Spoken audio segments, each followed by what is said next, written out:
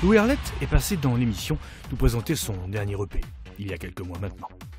Cette fois-ci, il revient avec Sourire Carnivore, un album très abouti, tant au niveau des textes que de la musique et très soigné à la réalisation.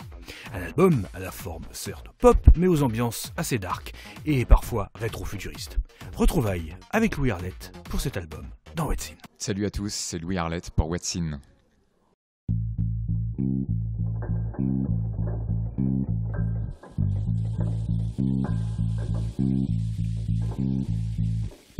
Comme tu es rigide et si bien contrôlé, il n'y a pas une seule ride. En réalité, il était déjà terminé, enregistré, masterisé, tout était prêt. On avait sélectionné quelques morceaux qui permettaient de faire un EP cohérent avant d'attaquer en bonne et due forme la sortie de l'album. Voilà. Au total, si on met bout à bout, alors ça a été étalé sur un peu plus de 2 ans et demi, mais au total ça représentait plus d'1 année de travail. Dans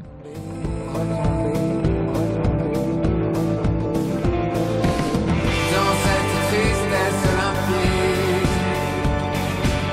tout ce que je croyais solide. Il y a une recherche d'équilibre, il y a une recherche une mise en exergue aussi d'un malaise, qui est omniprésent aujourd'hui, je trouve, dans la société actuelle. Et Sourire Carnivore, dans ce sens-là, c'est un petit peu mon orange mécanique à moi, voilà, avec ces 2 mots qui ne vont pas ensemble. J'essaye de faire un parallèle entre le malaise dans la société actuelle et le malaise qu'on ressent nous, en tant que personne, en tant qu'être humain, ce qu'on recherche, qu'est-ce qu'on recherche finalement. Et sûrement rêver à une vitesse terrible, aux amours envolés sans jamais retomber. Oui, c'est ça. Il y a comme une espèce, comme derrière une couche de peinture, une espèce de vitre, de façade, ce sourire, et puis derrière une vision finalement très morbide, très sanglante. Un peu dark, mais c'est la société qui est comme ça, je crois, c'est le monde qui est comme ça. On a tendance à cacher, à camoufler derrière une hypocrisie, quelque chose de très sanglant, je trouve, à tous les niveaux. Hein. Évidemment, chaque chanson a sa propre histoire, chaque chanson est une bataille. Il y a des chansons qui se font toutes seules, un peu bénies, et puis il y en a d'autres où c'est une souffrance totale. Il y en a qui finissent d'ailleurs à la poubelle, bien sûr. Mais d'une façon générale, c'est toujours le texte qui donne la direction. Je pars toujours du texte et je crois qu'un bon morceau est un morceau qui a un message, un sens.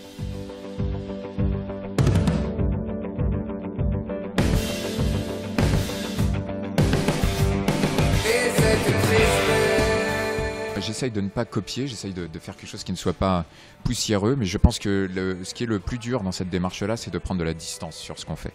Voilà. Et cette distance, elle est nécessaire, mais il faut savoir laisser le morceau décider à un moment. Il faut savoir déterminer quand le morceau prend son sens. Et je suis assez content puisque justement cette recherche sonore que je fais, c'est une recherche aussi de soi.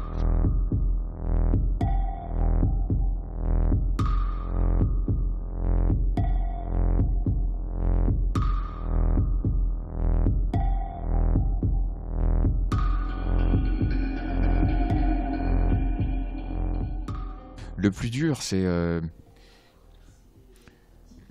sont les hauts et les bas en fait. C'est toujours ce même problème. Le plus dur, c'est de savoir lâcher les chiens au bon moment, de pouvoir les rattraper quand ils sont lâchés surtout. Ça, c'est très difficile aussi. Parce qu'il faut savoir vivre. Il faut savoir parfois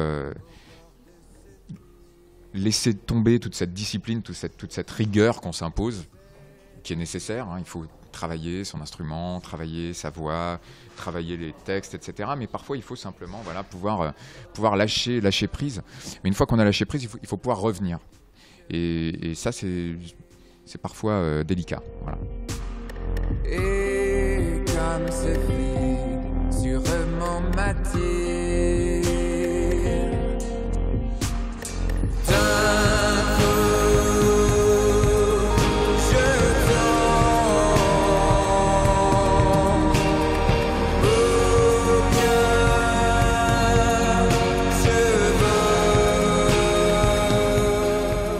commence à voir quand un morceau...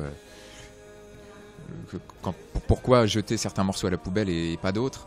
Et il y a une chose qui est une constante dans tous les morceaux que je fais, c'est que quand je me le projette sur scène, quand je commence à l'imaginer sur scène, c'est très très bon signe. Voilà. Ce plaisir, je pense au plaisir que j'aurai à le jouer sur scène. Et pour moi, la scène, c'est vraiment l'aboutissement de toute cette tension accumulée en studio, parce que c'est extraordinaire de travailler en studio, c'est un univers que j'adore, mais c'est un univers un peu étanche, claustrophobique aussi, et évidemment cette tension accumulée, il faut qu'elle sorte à un moment, voilà. Et le live permet d'extérioriser tout ça. Et donc les arrangements sont simplifiés, sont plus sauvages, plus rock, et donc permettent d'avoir cette rage, d'extérioriser cette rage, voilà. Je pense qu'il y a une tension latente dans tous les morceaux. Et sur le disque, c'est le côté pop, production pop, qui prend le pas sur le rock. En live, on essaye de faire l'inverse.